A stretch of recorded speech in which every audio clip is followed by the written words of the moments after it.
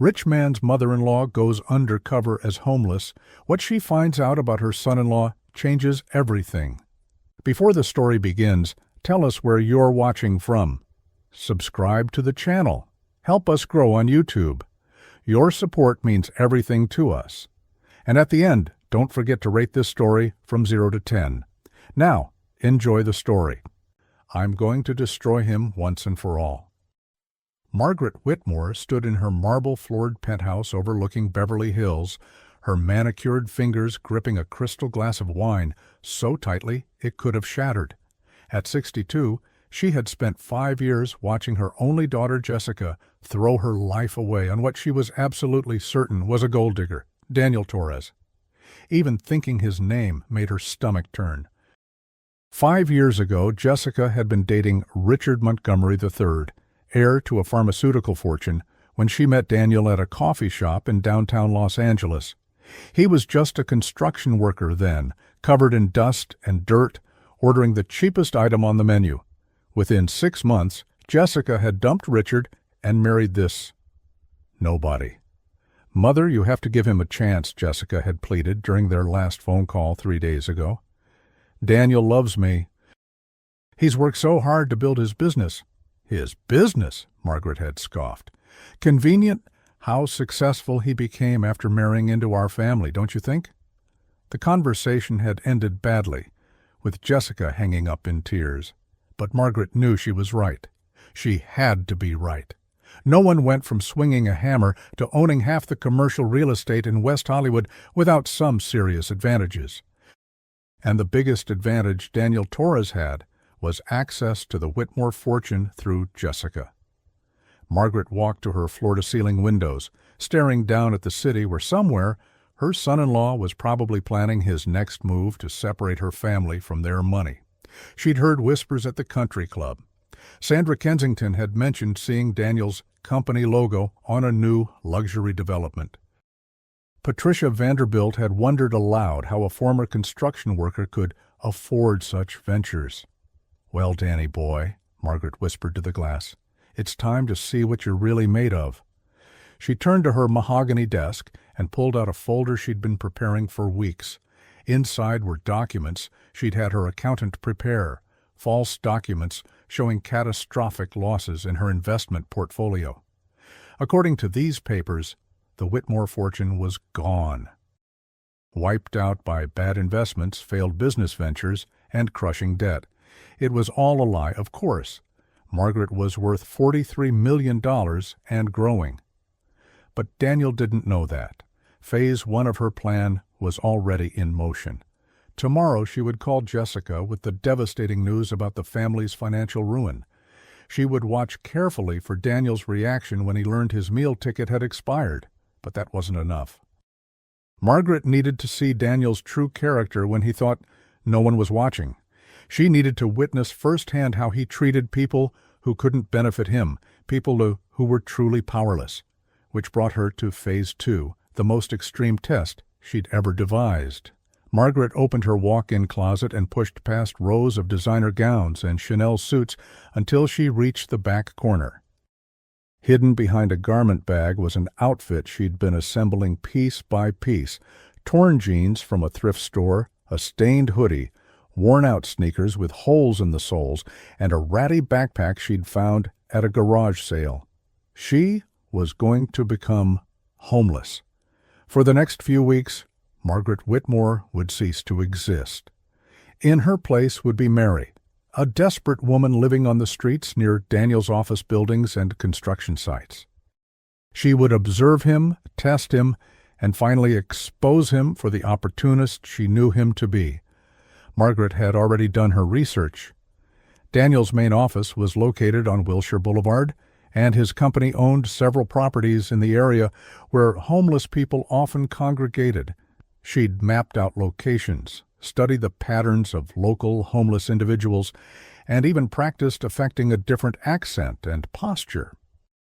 She had enough cash hidden in various pockets and sewn into her clothes to survive for a month, if necessary. She'd studied YouTube videos about homelessness, read articles, and even hired a private investigator to brief her on the realities of street life. Jessica will finally see the truth, Margaret said to her reflection in the bathroom mirror.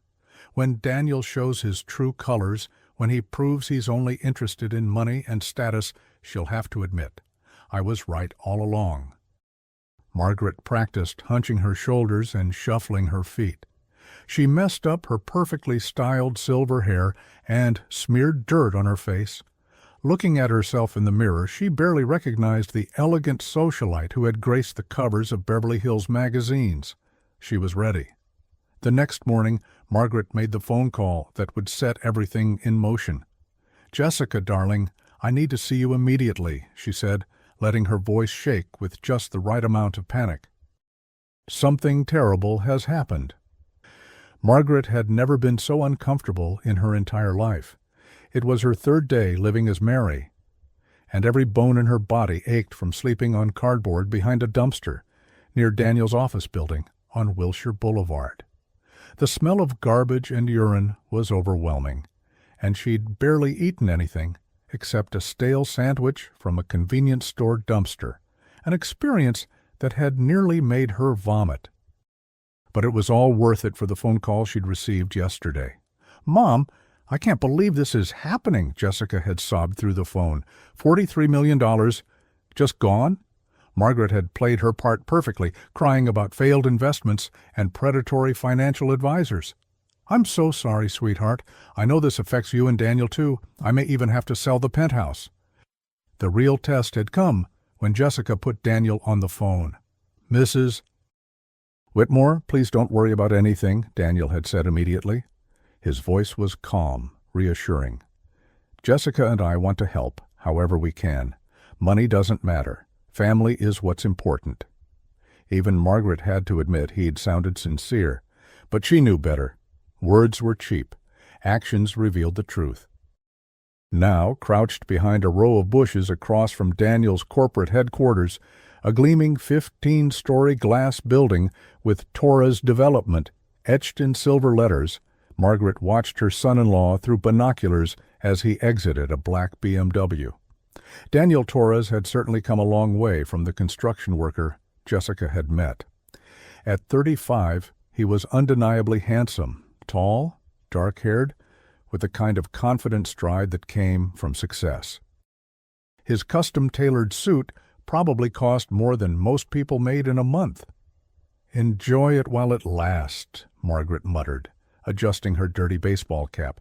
"Once Jessica sees who you really are, all this comes crashing down." She followed him at a distance as he walked down Wilshire Boulevard toward a coffee shop. This was perfect. She'd positioned herself at a bus stop where homeless people often gathered, giving her the perfect vantage point to observe. As Daniel approached the coffee shop, Margaret noticed an elderly homeless man sitting outside with a cardboard sign reading, "Veteran, anything helps." The man was clearly struggling, his clothes even more tattered than Margaret's disguise. This was it. This was the moment that would expose Daniel's true character. Margaret watched intently as Daniel walked directly toward the homeless veteran. Her heart raced with anticipation. Would he ignore the man completely? Would he make some dismissive comment? Would he call security to have him removed? What happened next left Margaret speechless. Daniel stopped in front of the homeless man and crouched down to his eye level. Margaret couldn't hear the conversation, but she could see Daniel's body language, respectful, engaged, treating the man as an equal. After a few minutes, Daniel stood up, went into the coffee shop, and returned with 2 large coffees and a bag of food. He handed both items to the veteran, shook his hand, and said something that made the older man smile, actually smile, for the first time since Margaret had been watching. But Daniel wasn't finished. He pulled out his wallet, removed what looked like several $20 bills, and placed them in the man's hand. Not tossed carelessly, but placed respectfully, with eye contact and another handshake. Margaret's binoculars trembled in her hands. This wasn't the behavior of a cold-hearted opportunist. This was kindness, genuine kindness. "It's just an act," she whispered to herself. "He knows people are watching. He's performing for his business reputation. But as Margaret continued observing throughout the day, a disturbing pattern emerged. When Daniel thought no one was looking, he helped an elderly woman carry her groceries. He stopped to talk to a street sweeper, asking about his family and shaking his hand like an old friend. He even helped a mother with a stroller navigate a broken sidewalk. Each act of kindness chipped away at Margaret's certainty. By evening, exhausted and confused, Margaret made her way to a small park where several homeless individuals had set up camp for the night. She'd learned from watching others that this was one of the safer spots, and she needed time to process what she'd witnessed. As she arranged her cardboard sleeping area, an older homeless woman approached her. "You're new around here," the woman said. She had kind eyes, despite her weathered appearance. "I'm Betty. Been on these streets for 3 years." "I'm Mary," Margaret replied, remembering her alias. "You picked a good neighborhood, Mary. That man who owns the big building over there," Betty pointed toward Daniel's office, "he's good people, not like the others who pretend we don't exist." Margaret's heart started beating faster. "What do you mean?" "Mr. Torres. He walks through here every morning and evening, always stops to talk to folks, see how we're doing. Last week he helped Tommy get into a rehab program. Month before that, he connected Sarah with a job at one of his construction sites." Betty sat down on the grass next to Margaret. "You know what's funny? He never makes a big deal about it. No cameras, no reporters. Just does what he can to help. My grandson Googled him once at the library. Turns out the man's worth millions, but you'd never know it from how he treats us." Margaret felt like she'd been punched in the stomach. He helps people regularly?" "Every single day," Betty confirmed. "Matter of fact, he'll probably come through here around 7 tomorrow morning on his way to work. You'll see." As Betty settled in for the night, Margaret lay on her cardboard bed staring up at the stars, her mind racing. Everything she'd believed about Daniel Torres was beginning to crumble. But she couldn't give up yet. There had to be an explanation. Maybe he was building up his public image for political reasons. Maybe it was all a tax write-off scheme. She would keep watching. She would find the truth. But deep down, Margaret was starting to fear that the truth might be the last thing she wanted to discover. "Tiur?" Margaret woke up at dawn with her back screaming in pain and her clothes damp from the morning dew. 4 days of sleeping on cardboard had taken a toll on her 62-year-old body that no amount of yoga classes or spa treatments had prepared her for. She was questioning her sanity when she heard footsteps approaching the park. "Good morning, Betty," came a familiar voice. Margaret's heart nearly stopped. It was Daniel. She quickly pulled her baseball cap lower and hunched deeper into her sleeping bag, but she could hear him clearly as he stopped just 20 feet away from where Betty was waking up. "How was your night?" Daniel asked. Margaret could hear genuine concern in his voice. "Not bad, Mr. Torres, though I think we're going to get rain today," Betty replied. "Oh, and we got a new friend. That's Mary over there. Just started staying in the area." Margaret froze. Through a small gap in her sleeping bag, she could see Daniel's expensive shoes turning in her direction. "Should I introduce myself?" Daniel asked Betty quietly. "I don't want to scare her if she's not comfortable yet. She seems shy, but she's sweet. Maybe just a friendly hello?" Margaret heard footsteps approaching. Every instinct told her to run, but she was trapped. If she suddenly bolted, it would look suspicious. She had to play the part. "Excuse me," Daniel's voice was gentle, respectful. "I'm Daniel. I work in that building over there."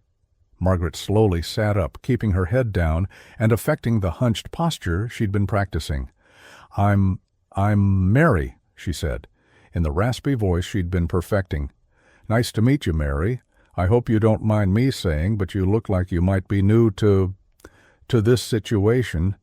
Margaret looked up at her son-in-law for the first time in her disguise.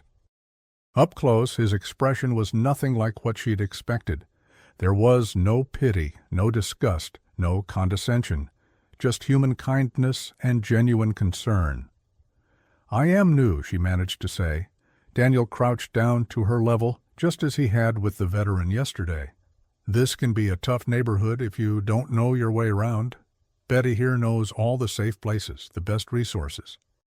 And if you ever need anything, food, help finding services, there's a community center about 6 blocks from here that does great work." He reached into his jacket and pulled out a business card and some cash. "Here's the address of the center, and," he held out $40. "Please, take this. No strings attached." Margaret stared at the money in shock. She was supposed to be testing him, exposing his selfishness. But here he was offering help to a complete stranger who could do absolutely nothing for him in return. I can't take your money," she whispered. "Of course you can," Daniel said with a warm smile. "We all need help sometimes. There's no shame in that." When Margaret hesitated, Daniel gently placed the money on the ground next to her sleeping bag. "At least take the address of the community center. They have showers, hot meals, and people who can help you figure out next steps, whatever those might be." Margaret's hands were shaking as she took the business card. On the back, Daniel had written in neat handwriting, "Tell them Daniel sent you. They'll take good care of you." "Thank you," she managed to whisper. "Mary," Daniel said, and something in his tone made her look up at him. "I know this might sound strange coming from someone you just met, but whatever brought you to this point, it's not the end of your story. Things can get better." For a moment, Margaret forgot she was playing a role. The sincerity in his voice, the genuine care in his eyes. It was nothing like the calculating opportunist she'd imagined. This was a man who saw her as a human being, worthy of dignity and hope. "I thank you," was all she could manage. Daniel stood up and turned back to Betty. "The usual breakfast delivery should be here around 9, he told her. "And Betty, if Mary needs anything or has any trouble, you have my card." "You're a good man, Mr. Torres," Betty said. "Your wife is lucky to have you." Margaret watched Daniel's face light up at the mention of Jessica. "I'm the lucky one," he said. "She's everything to me." After Daniel left for his office, Margaret sat in stunned silence. Betty came over and sat beside her. "Told you he was good people," Betty said. "Been doing this kind of thing every day for over 2 years now. Never misses a morning check-in." 2 years? Margaret asked weakly. "Started right after he married his wife. Said something about wanting to give back to the community that helped build his success." Betty examined the business card Daniel had given Margaret. "That community center he mentioned? He built it. Funds it entirely out of his own pocket."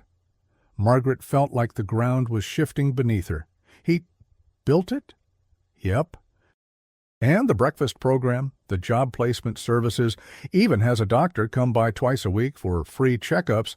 But here's the thing, he never talks about it, never brings reporters or cameras.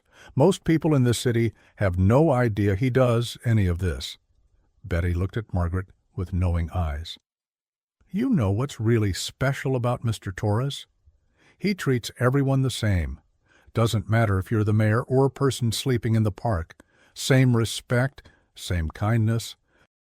As Betty walked away to prepare for the breakfast delivery, Margaret remained sitting on her cardboard, staring at the $40 and the business card in her hands.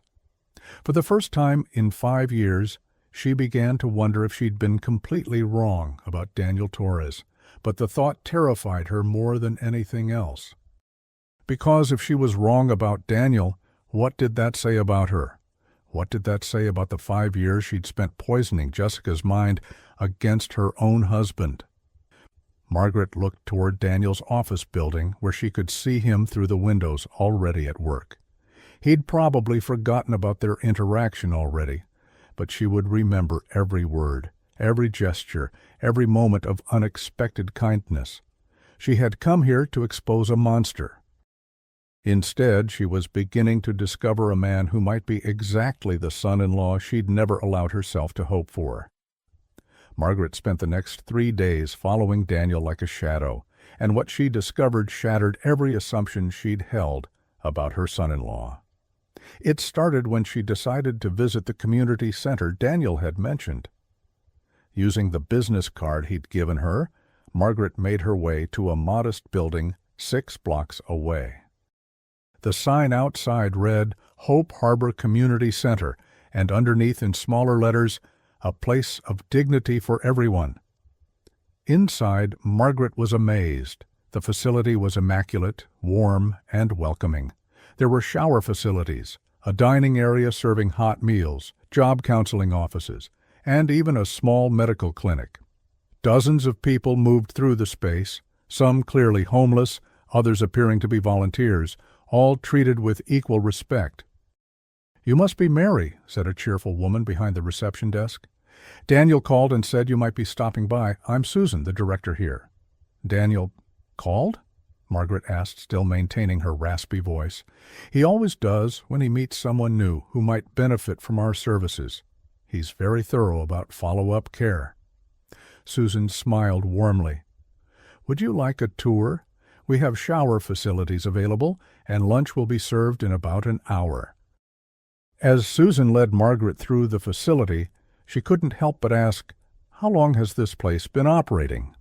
"We opened 3 years ago, thanks to our primary benefactor. He prefers to remain anonymous, but I can tell you he's a local businessman who believes everyone deserves a second chance." Margaret's heart sank. She was beginning to understand who that anonymous benefactor might be. "The really special thing," Susan continued, "is that our benefactor isn't just writing checks. He's here regularly, talking to people, understanding their needs. He helped design every aspect of this place based on what people actually told him they needed." That evening, Margaret followed Daniel as he left his office. Instead of heading home to Jessica, he drove to a different part of the city, to a run-down area where a large building was under renovation. Margaret watched from across the street as Daniel walked through what appeared to be a construction site. But this wasn't another luxury development. Above the entrance she could make out a sign, "New Beginning Shelter, opening soon." Construction workers were leaving for the day, but Daniel wasn't there for business. He was carrying bags of food and talking to a group of homeless individuals who had gathered outside the building. "Mr. Torres?" called out a young man who couldn't have been more than 25. "Did you bring those job applications?" "Right here, Marcus," Daniel replied, pulling out a folder, "and I talked to the foreman at the Riverside project. He's willing to give you a shot if you can pass the basic skills test." Margaret watched in amazement as Daniel spent the next hour with different individuals, discussing job prospects, housing options, and personal challenges. He knew everyone's name, remembered details about their families, their struggles, their hopes. When an older woman approached him timidly, Daniel's face lit up with recognition. "Elena, how did the interview go yesterday?" "I got the job, Mr. Torres," she said, tears in her eyes. "Starting Monday at the hotel. I can't thank you enough." "You did that all yourself," Daniel replied. "I just made a phone call. You're the one who impressed them." Margaret felt tears forming in her own eyes. This wasn't the behavior of someone seeking publicity or tax breaks. This was a man who genuinely cared about people, who had dedicated significant time and resources to helping others rebuild their lives. But her biggest shock came 2 days later. Margaret had decided to follow Daniel during his lunch break, expecting him to meet with business associates or clients. Instead, he drove to Children's Hospital Los Angeles. Margaret waited in the parking lot for over an hour before deciding to investigate. She made her way to the information desk, still in her homeless disguise. "Excuse me," she said to the volunteer at the desk. "I'm looking for someone who might be visiting here regularly. A man named Daniel Torres?" The elderly volunteer's face brightened immediately. "Oh, you mean Danny. Are you a friend of his?" I know him from around the neighborhood." "Well, he's probably up in the cancer ward. He's here every Tuesday and Thursday reading to the kids. Been doing it for about 3 years now. Never misses a visit unless he's out of town." Margaret's legs nearly gave out. "The cancer ward? Room 412. The children absolutely adore him. He does these amazing voices when he reads stories, and he always brings little gifts. Nothing expensive, just thoughtful things that make the kids smile. Margaret took the elevator to the 4th floor, her heart pounding. Through the window of room 412, she could see Daniel sitting in a circle with 6 children of various ages, all bald from chemotherapy, all hanging on every word as he read from a picture book. His voice carried through the slightly open door. And then the brave little dragon realized that being different wasn't something to hide. It was his greatest strength. The children giggled and clapped. One little girl, who couldn't have been more than 8, raised her hand. Mr. Danny, will you do the voice again? Daniel grinned and repeated the dragon's dialogue in a silly, gruff voice that sent the children into fits of laughter. Watching him, Margaret saw pure joy on her son-in-law's face. This wasn't obligation or charity work. This man genuinely loved these children. A nurse approached Margaret in the hallway. "Are you here to see one of our patients?" I was just..." Margaret struggled to find words. "If you're here about Daniel Torres, I can tell you he's one of our most treasured volunteers. These kids have been through so much, and he brings light into their lives every week. Some of these children have been fighting cancer for months, and Tuesday and Thursday story time with Danny is often the highlight of their week." Margaret left the hospital in a daze. Everything she thought she knew about Daniel Torres had been wrong, completely, utterly wrong. That night, as she lay on her cardboard bed in the park, Betty approached her with a concerned expression. "Mary, honey, you've been crying. What's wrong?" Margaret wiped her eyes with her dirty sleeve. I think I've made a terrible mistake about someone." "Why, want to talk about it?" Margaret looked up at the stars, thinking about Daniel reading to those sick children, helping Marcus find a job, building a community center that asked nothing from its users except that they be treated with dignity. "What if you spent years believing someone was a bad person?" Margaret asked slowly, "only to discover they might be one of the best people you've ever known?" Betty was quiet for a moment. "Well, I suppose the question is, what are you going to do about it now that you know the truth?" Margaret didn't have an answer, but she knew one thing for certain. Daniel Torres wasn't the man she'd thought he was. He was so much better. Margaret had been living on the streets for 8 days when she received the call that would change everything she thought she knew about Daniel Torres. She was sitting in the park with Betty, sharing a sandwich from the community center, when her burner phone rang. It was Jessica. "Mom, I have incredible news." Jessica's voice was filled with tears of relief. "Daniel wants to meet with you tomorrow. He has a proposal." Margaret's heart raced. This was it, the moment she'd been waiting for.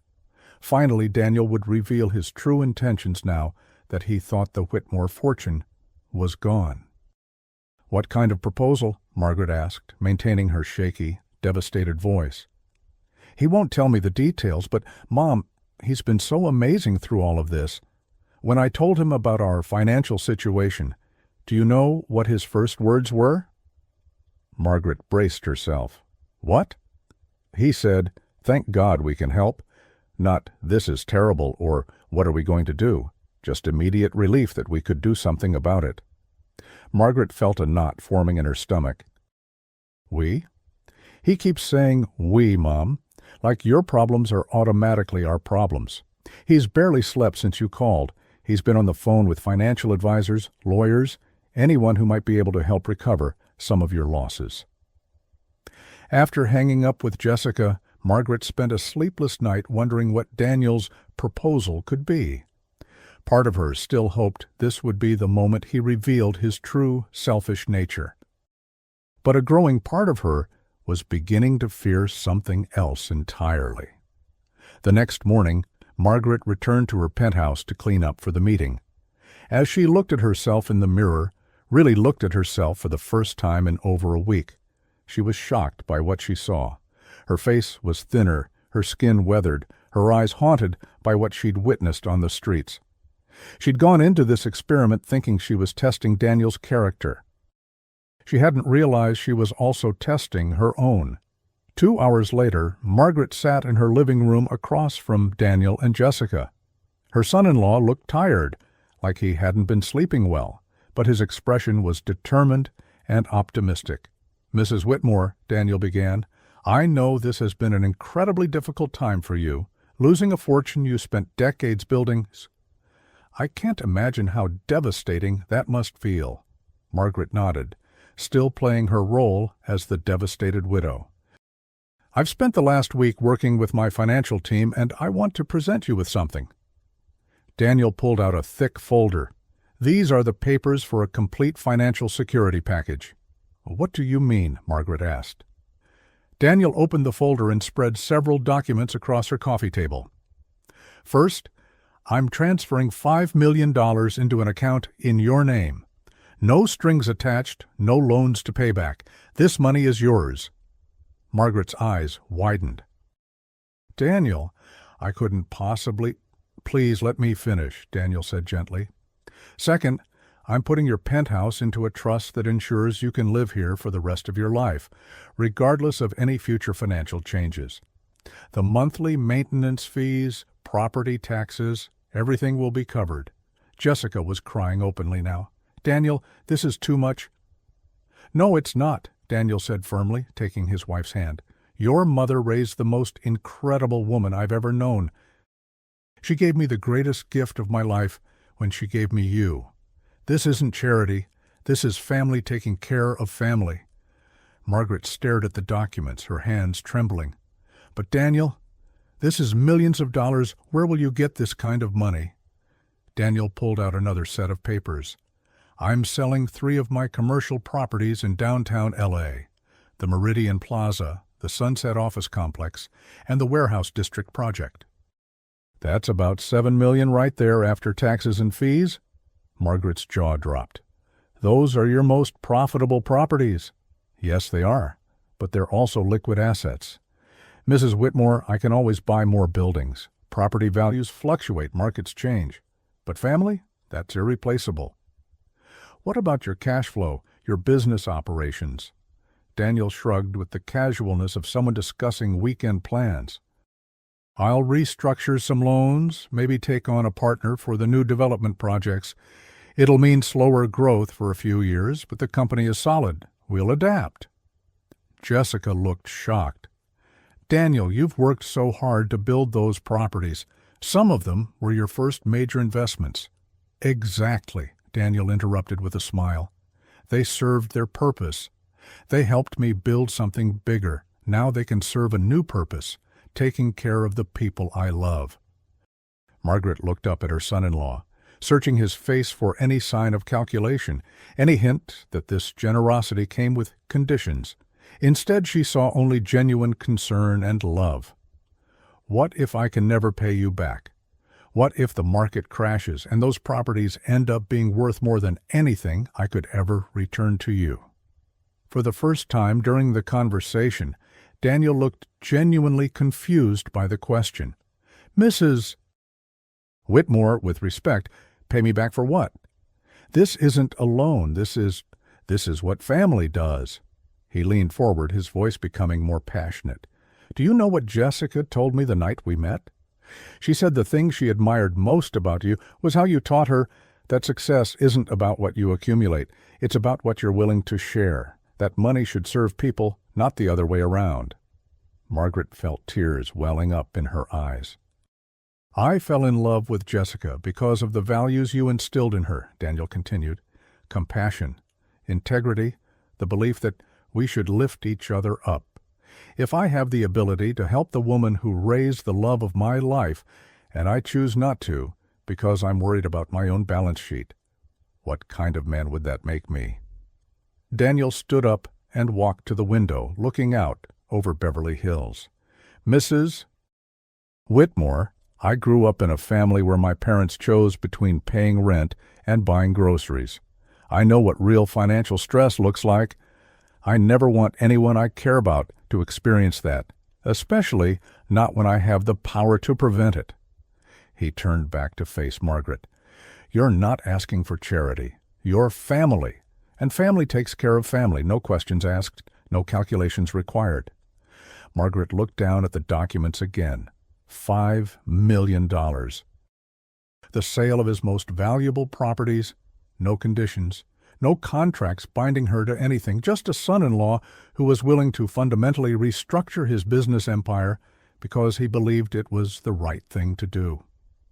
"I need some time to think about this," Margaret whispered. "Of course," Daniel said. "Take all the time you need. I'll hold off on listing the properties until you're ready." After Daniel and Jessica left, Margaret sat alone in her penthouse, staring at the documents that proved everything she'd believed about her son-in-law was wrong. He hadn't married Jessica for money. He didn't care about accumulating wealth. He cared about family, about doing what was right, about taking care of the people he loved, and she had spent 5 years treating him like a predator. Margaret picked up her phone, but instead of calling her lawyer to accept Daniel's offer, she found herself dialing a different number. She needed to see one more thing before she could bring herself to confess the truth. She needed to return to the streets one final time to understand completely who Daniel Torres really was before she destroyed the illusion she'd created. Daniel couldn't stop thinking about Mary. For 3 weeks now, he'd been visiting the park every morning, bringing coffee and checking on the homeless community that had become like family to him. But there was something about the newest arrival that troubled him deeply. It wasn't just her obvious discomfort with street life. Many people struggled in their first weeks. It was something else, the way she held herself when she thought no one was looking. The way she spoke, with an educated vocabulary that occasionally slipped through her carefully affected accent. The way she asked questions about his work and family that seemed too perceptive, too targeted. Most concerning of all was how she looked at him, not with the gratitude or simple human connection he was used to from people he helped, but with something that looked almost like evaluation. "I'm probably being paranoid," Daniel told himself as he sat in his office, but the feeling wouldn't go away. That afternoon, he made a decision that went against every instinct he had about respecting people's privacy. He called Marcus Reed, a private investigator he'd used occasionally for business due diligence. "Marcus, I need you to help me with something unusual," Daniel said. "There's a homeless woman I've been trying to help, and I'm concerned about her safety." "Something doesn't add up about her situation." "What kind of concerns?" Marcus asked. "She appeared suddenly about 3 weeks ago. Claims her name is Mary, but she doesn't know basic survival skills that most long-term homeless people learn quickly. She asks specific questions about my family and business. I'm worried she might be in danger, maybe running from an abusive situation or hiding from something serious." Daniel gave Marcus a description of Mary and the locations where she could usually be found. "I want to help her properly, but I need to understand what I'm dealing with. If she's running from domestic violence, I can connect her with better resources. If there's something else going on—" "I'll see what I can find," Marcus assured him. "Give me 48 hours." 2 days later, Marcus called with a tone Daniel had never heard from him before. "Daniel, you need to sit down for this." What did you find?" "Your homeless woman Mary isn't homeless. Her real name is Margaret Elizabeth Whitmore. She's worth $43 million and lives in a penthouse in Beverly Hills." Daniel felt the world tilt around him. "What did you say?" "Margaret Whitmore, age 62, widow of investment banker Charles Whitmore. And Daniel, she's your mother-in-law." The phone slipped from Daniel's hand and clattered onto his desk. His mind raced through every interaction he'd had with Mary, the way she'd flinched when he offered her money, her carefully crafted questions about his marriage, the way she'd watched him with those penetrating eyes. "Daniel, you there?" Marcus's voice came from the speaker. Daniel picked up the phone with shaking hands. "Are you absolutely certain?" "I have photos, financial records, property deeds. It's definitely her.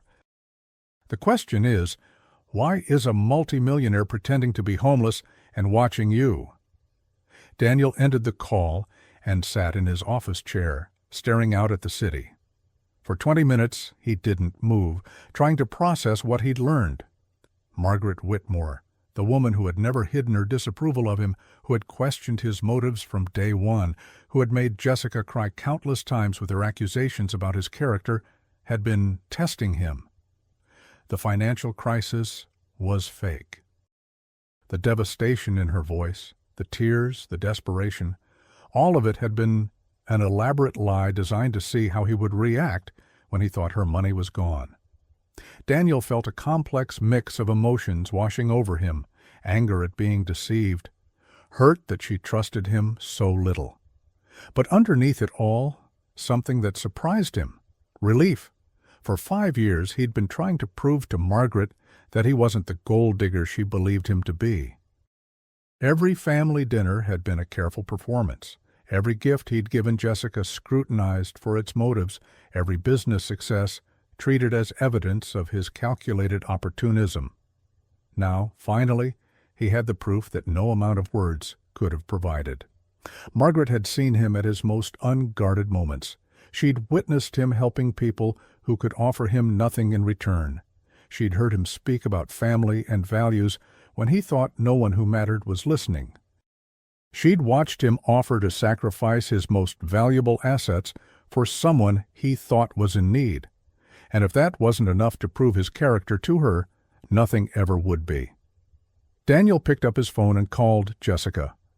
"Hey, beautiful, is your mother still at the penthouse?" "Yes, she's been home all afternoon. She seems better today, more hopeful. I think your offer really meant a lot to her." "I'm sure it did," Daniel said quietly. "Listen, I need to go talk to her about something. Alone." "Is everything okay?" Daniel looked out his window toward Beverly Hills, where Margaret was probably preparing for another night of her elaborate charade. "Everything's going to be fine, Jess. I just need to have a conversation with your mother. That's long overdue." An hour later, Daniel stood outside Margaret's penthouse door, his hand raised to knock. He'd rehearsed this conversation a dozen times during the drive over, but now that he was here, all his planned words seemed inadequate. Finally, he knocked. When Margaret opened the door, she was dressed in her normal, elegant attire, every silver hair perfectly in place. For a moment, they just stared at each other. "Hello, Margaret," Daniel said quietly. "Or should I say, Mary?" The color drained from Margaret's face. Her hand gripped the doorframe for support. "Daniel, I can explain." "I'm sure you can," Daniel said, his voice calm but firm. "May I come in? I think it's time we had an honest conversation." Margaret stepped aside, her composure crumbling. "How did you find out?" "I was worried about a homeless woman who seemed to be in trouble," Daniel said, walking into the living room, where just days before he'd offered to give away millions of dollars. "So I hired someone to investigate her background to make sure she was safe." Margaret sank into her chair, her face in her hands. "Daniel, I was going to tell you, I swear I was. After everything I saw, everything you did, I realized how wrong I've been."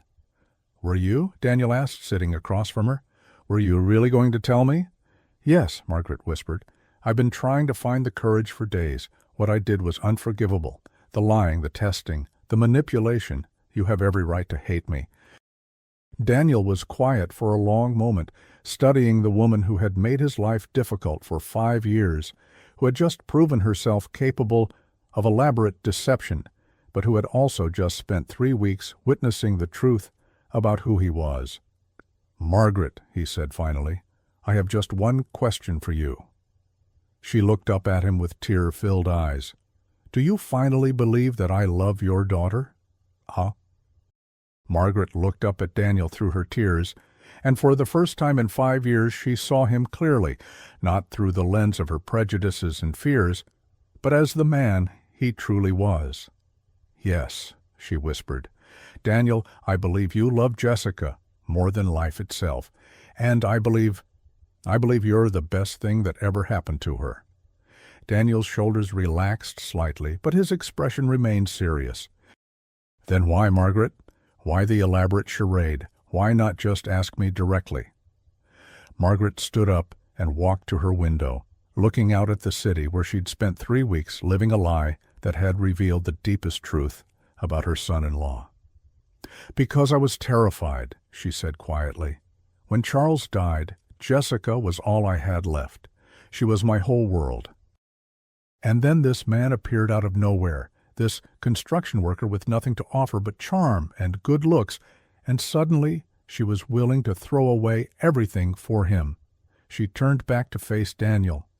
Richard Montgomery came from our world. I knew his family, his values, his intentions, but you were this unknown quantity who had somehow captured my daughter's heart in 6 months. It scared me to death. So you decided I must be a gold digger."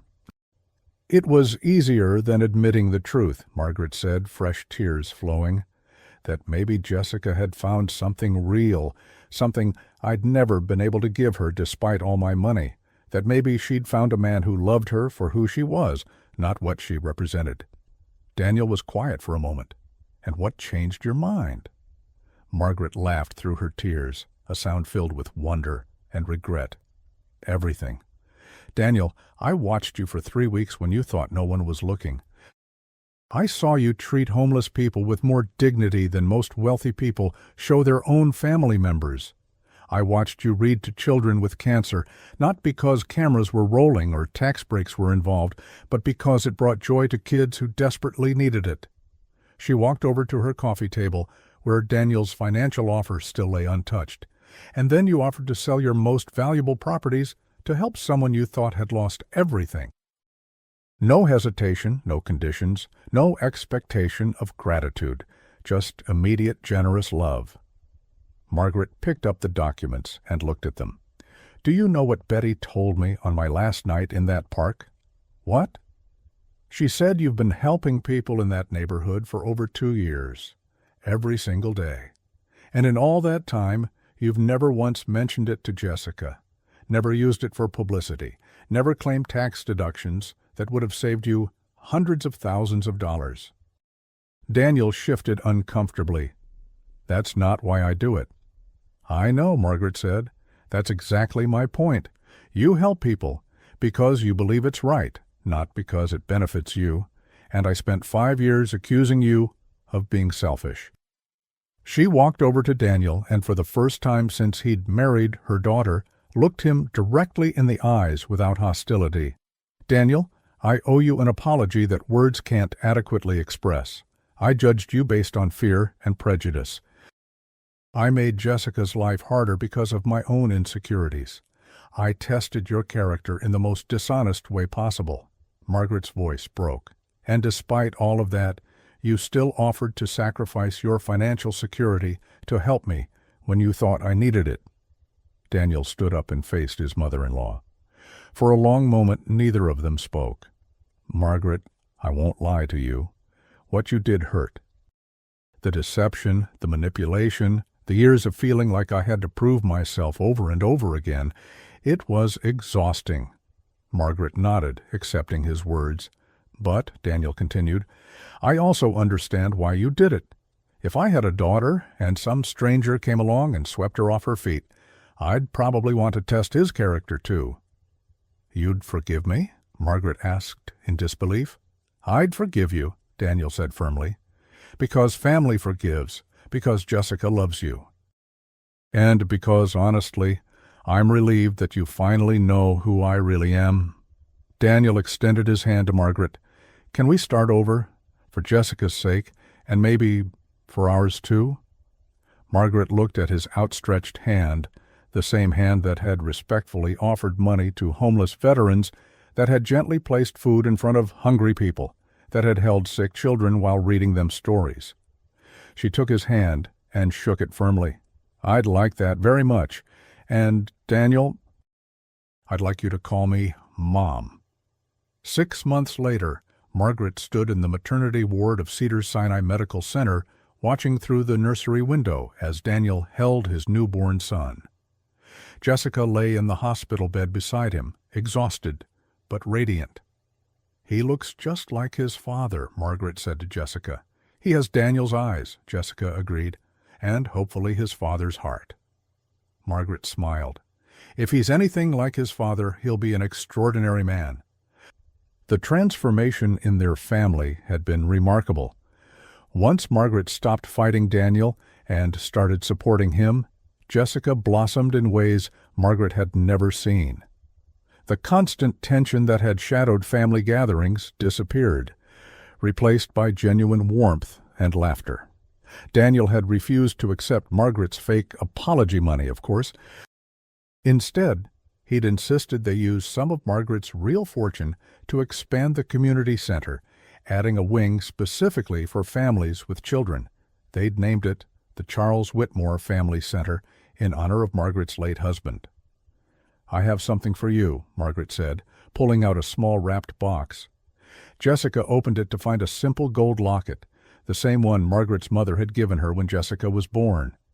"Mom, I can't take this. It's been in our family for generations." "Exactly," Margaret said, "and now it will continue in our family. But Jessica, I want you to add something to it." Jessica opened the locket and found a tiny photo of Daniel reading to children at the hospital on one side and an empty space on the other. "I thought you might want to add a photo of your son," Margaret said, "so he'll always know he comes from a family that believes in taking care of others."